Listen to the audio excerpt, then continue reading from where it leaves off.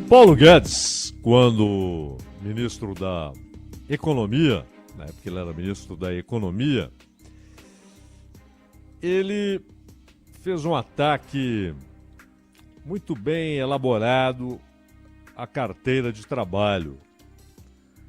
Ele sabia que estava enfrentando uma instituição com muitos defensores, particularmente, claro, óbvio, entre os trabalhadores. E o Paulo Guedes é defensor da precarização dos direitos dos trabalhadores. O próprio Bolsonaro, quando candidato ainda, em uma entrevista na época da disputa eleitoral, e depois, já como presidente, dizia que é melhor ter emprego do que direitos. Não adianta ter direitos e não ter emprego. E essa visão, além de conceitualmente primária, ela estabelece um falso dilema, né? Como se direitos e emprego fossem coisas excludentes. Mas é exatamente isso o que se propõe. Há uma corrente de pensamento que estabelece direitos dos trabalhadores e aumento da oferta de empregos como coisas que se opõem e que muitas vezes se excluem. É uma ou outra, é emprego ou direito. Isso é mentiroso, mas tem a ver com a era atual do capitalismo internacional, que passou a desmontar toda a vasta rede de direitos da Europa numa velocidade impressionante. Instituições que pareciam estabelecidas para durarem séculos começaram a ser desmontadas depois de algumas décadas. Até porque elas foram erguidas com base na ideia de que era preciso esvaziar os movimentos revolucionários na Europa Ocidental. Havia uma preocupação, inclusive, quando os Estados Unidos estabelecem o Plano Marshall, de excluir países onde os comunistas tinham alguma influência, participação no governo, pressionando aqueles países, aquelas sociedades, a excluírem os comunistas para receberem dinheiro do Plano Marshall. E, ao mesmo tempo, uma Europa empobrecida, devastada pela Segunda Guerra Mundial, 6 anos de guerra. Então, era preciso levantar instituições de proteção social. Levantar instituições que garantissem um colchão de proteção ao desvalido, ao desempregado, ao que não podia trabalhar, ao que ficou doente, aquele que não consegue pagar um sistema particular de saúde ou de educação. A social-democracia foi erguida,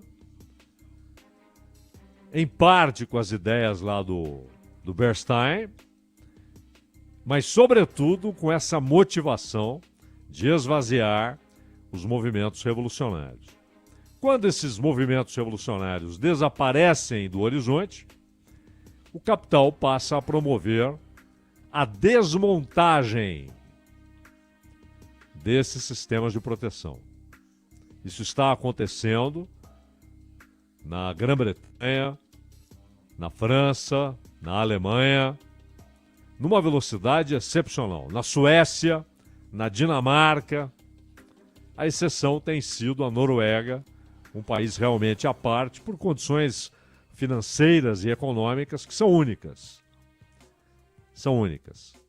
O Fundo Soberano Norueguês só cresce, porque sempre sobra muito dinheiro com o petróleo do Mar do Norte e, claro, com o sistema de proteção social que não é inviável para o Estado, porque o Estado tem tido superávites reais ano após ano. É a exceção, não é? Mas também, claro, em algum momento será atacado esse sistema de proteção social, até para não servir de baliza, de parâmetro para os outros países que terão seus sistemas internos severamente atacados. Restará uma sombra do que já foi o sistema de proteção social, o estado de bem-estar social erguido na Europa Ocidental, depois da Segunda Guerra. O Brasil tem, assim, espasmos, né, de proteção social, mas tem um sistema público de saúde cujo conceito, cuja ideia, cujo ideal são invejáveis. Realmente invejáveis. No entanto, cada vez há menos dinheiro por causa do comprometimento do Estado brasileiro com o custo financeiro da sua dívida. Aliás, o Haddad e a Tebet, que têm defendido tanto pente fino para cá e para lá, do benefício de prestação continuada na Previdência Social, nas pensões, nunca mencionam um pente fino na dívida, na sua construção, nos seus indexadores, no controle da indexação da dívida, no sistema de juros. Nada, não se menciona pente fino na dívida. É um assunto sobre o qual já falamos, aliás, recentemente, voltaremos a falar. Mas é interessante que, paralelamente a isso, a austeridade, isso foi assim até na Itália de Mussolini, né? A austeridade como arma para esvaziar os sindicatos, que depois passam a ser controlados pelo Estado fascista. E, claro, a transformação do mercado de trabalho numa arena de lutas. A ideia é atacar qualquer senso de solidariedade, qualquer senso de consciência coletiva dos trabalhadores, para que eles se enxerguem uns aos outros como competidores pela vaga de trabalho. O que, claro, tem a ver com outro elemento essencial da economia capitalista, que é o exército de reserva. É manter um nível de desemprego tal que sempre haja um exército de reserva, a capacidade de reposição que tira do trabalhador empregado o poder de negociar. Ele deve se contentar com o seu salário, que vai perdendo valor real. Ele deve se contentar com as condições de trabalho, porque se ele não quiser, tem outro. Essa é a ideia que acompanha a austeridade. A carteira de trabalho, essa que o Paulo Guedes atacou de uma maneira, repito, muito bem elaborada, porque ele sabia o que estava enfrentando, a instituição histórica que ele estava enfrentando. Então, o que ele fez? Ele veio com outra carteira de trabalho. Olha que legal, ó, essa aqui tem uma faixa amarela e uma faixa verde. É a carteira verde e amarela. Você continuará com a carteira. Mas, ó, uma série de direitos inerentes ao trabalho formal, essa série desaparecerá. Por quê? Nós estamos falando só dos que estão chegando ao mercado de trabalho e o trabalhador poderá escolher. Mentira!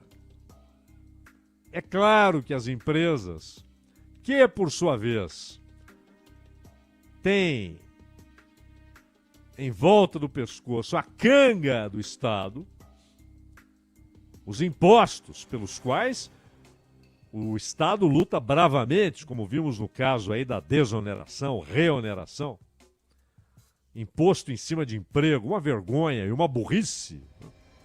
Acima de tudo, uma burrice. Porque lá na frente, inclusive, impacta negativamente a arrecadação do Estado. É uma estupidez, né?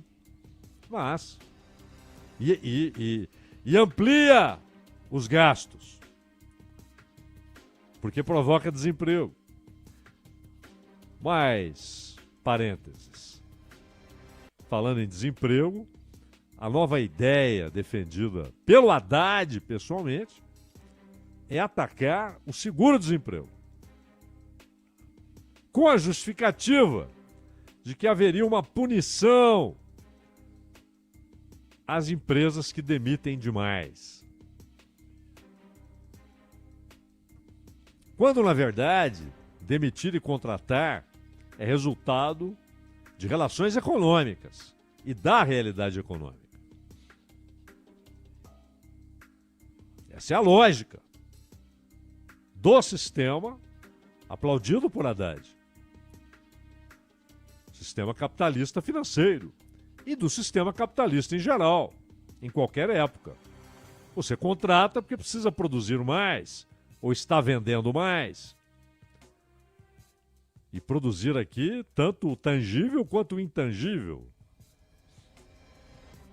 Pode ser uma editora, pode ser um escritório de advocacia ou uma fábrica de carros ou uma lavoura de feijão. Não importa, você contrata porque precisa de mais força de trabalho.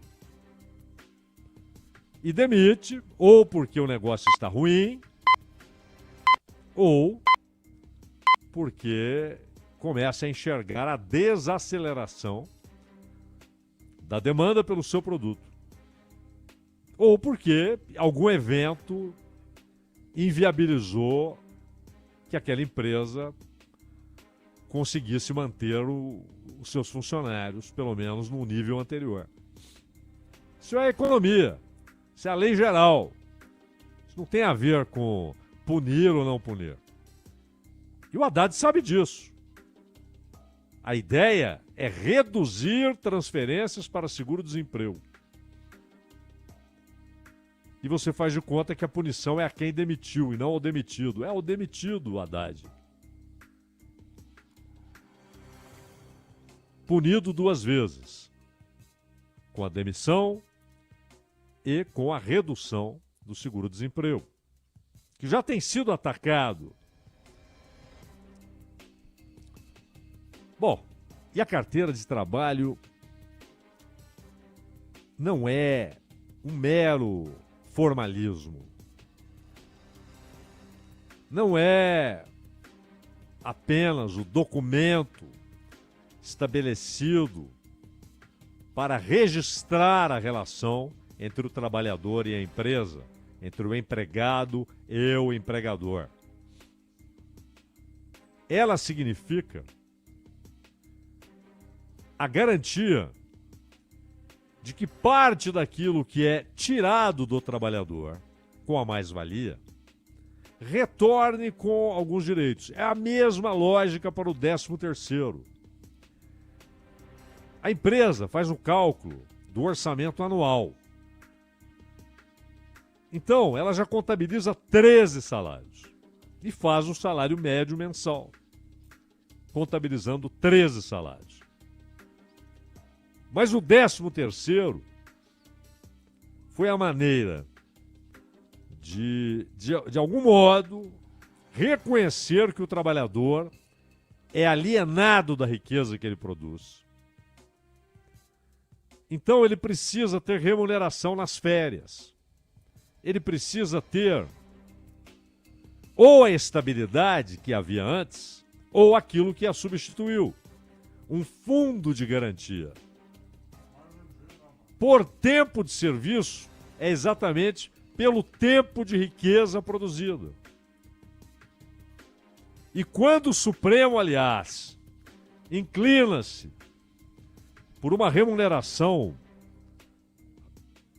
que não é nem justa, é apenas racional do fundo de garantia, porque ele vai perdendo valor a cada mês, porque não acompanha a inflação, não acompanha a remuneração da poupança.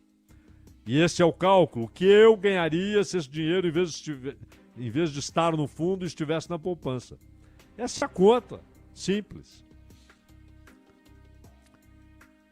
E aí, o Ministério da Fazenda move a Advocacia Geral da União para falar, olha, teremos um impacto. E aí eles exageram. É como no caso do Revisão da Vida Toda. Um impacto que seria de 1,5 bilhão a 3 bilhões de reais foi apresentado pelo governo como sendo de até 400 bilhões de reais. Mesma coisa a remuneração.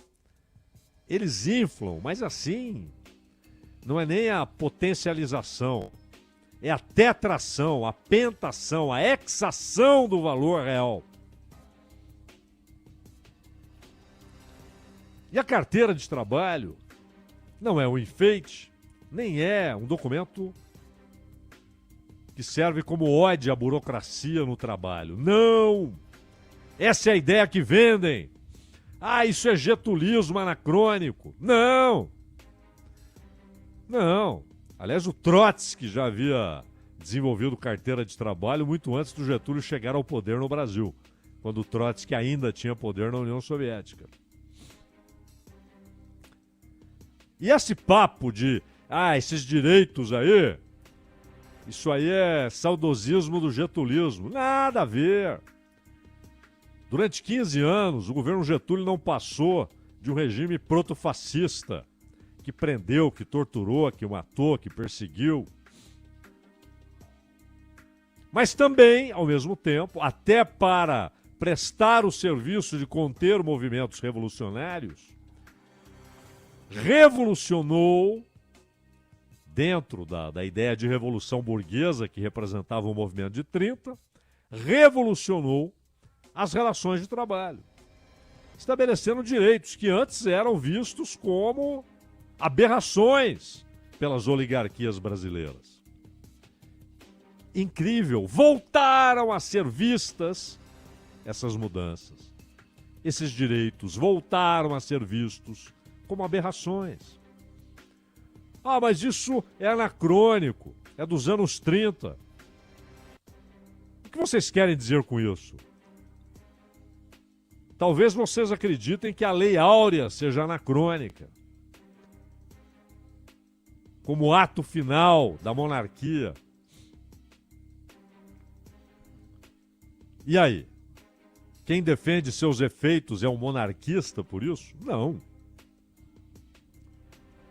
Isso é sofisma barato e é usado contra a carteira. Mas o que fazer então? A palavra, o verbo empreender, que é um verbo muito interessante, ele vai em diversas direções. Você pode empreender coisas boas, ruins. Empreender é realizar, é tentar realizar. É ir em direção a aquilo que na roça chamam de empreitada. Né? Tião Carreiro fez até empreitada perigosa. É empreitada. Empreender é muito bom, dependendo dos objetivos. Mas o verbo empreender ganhou nos últimos tempos outra conotação e ganhou um uso ideológico.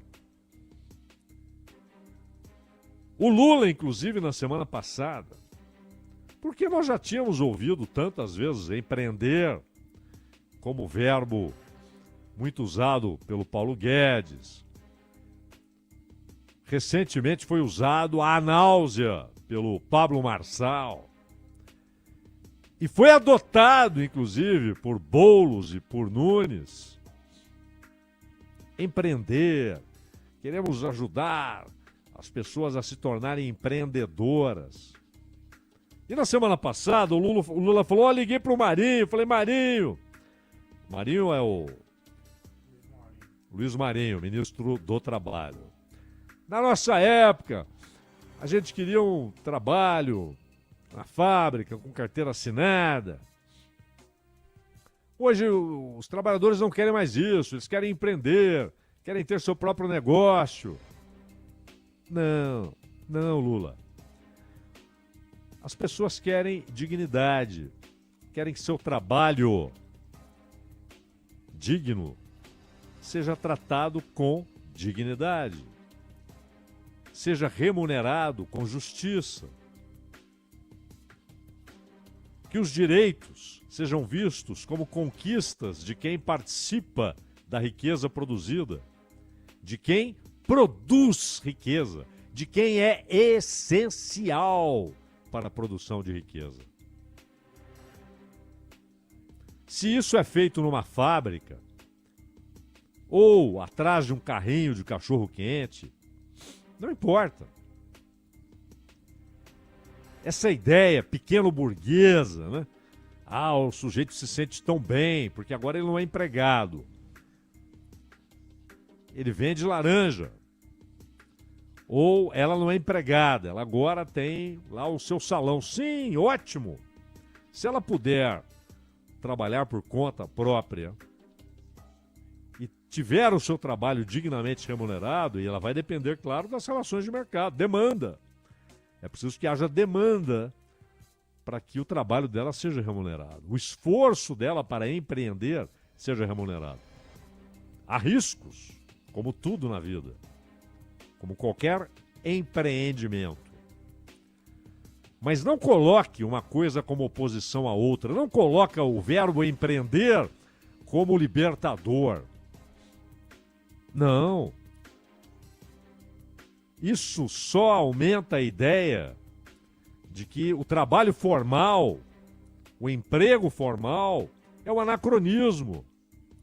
De que, inclusive, ao trabalhar na fábrica, fazendo o que você fazia, fazendo o que o Luiz Marinho fazia lá na Volkswagen, o Luiz Marinho trabalhou na Volkswagen, que isso possa ser feito numa relação entre empresas. Você se torna uma empresa, olha que legal, você agora não é mais um empregado, você é uma empresa. Isso é uma cascata. Mas há também, outro dia até o Vladimir Safatli observou isso muito bem, que esse apego que vai se estendendo da direita à esquerda pelo verbo empreender, o verbo passa a ser conjugado pelo Marçal e pelo Lula, que isso tem a ver, inclusive, com a ideia do vire-se. Vire-se. Você não faz parte de uma classe. Não há classes. Só há indivíduos e relação entre indivíduos. Esqueça a ideia de uma consciência de classe. Esqueça a ideia primordial de que a união de vários trabalhadores no mesmo ambiente de trabalho produz ou pode produzir, depende de N circunstâncias, mas tende a produzir consciência de classe. Esqueça isso. Seja você, empreenda. A gente arruma aqui um crédito. Talvez você se endivide se o negócio não funcionar, porque nós não vamos dar dinheiro. É um empréstimo. subsidiado, não é igual dos bancões privados. Agora, se não tiver dinheiro para todo mundo aqui, você vai ter de ir no bancão privado. Esqueça. É o mesmo caminho feito nos anos 20 e 30. E depois, isso se torna cerne do fascismo. Só que o fascismo muda o quê? Vocês não são classe.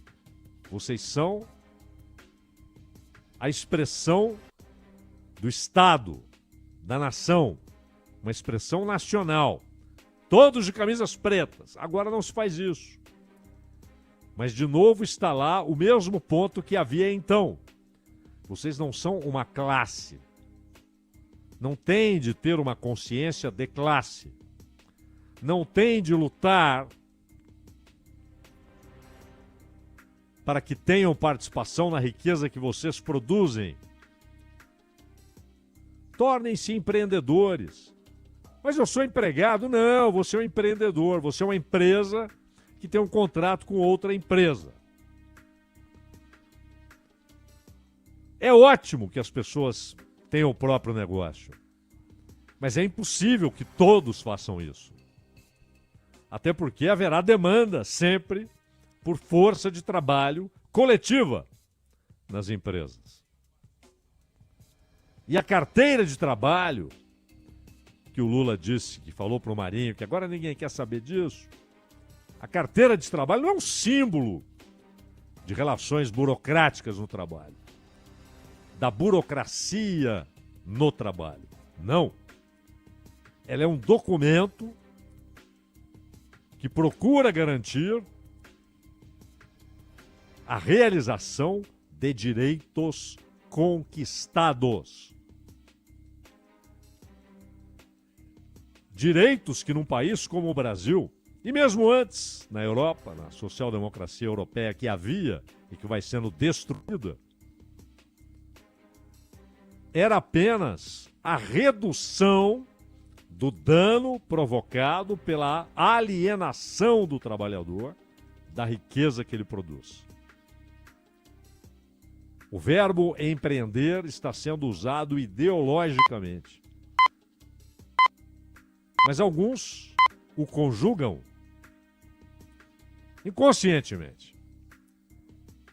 Talvez com aquela ideia de que é isso que os novos eleitores querem ouvir. É uma armadilha que não foi montada por nenhum desses atores. Eles são apenas isso, atores.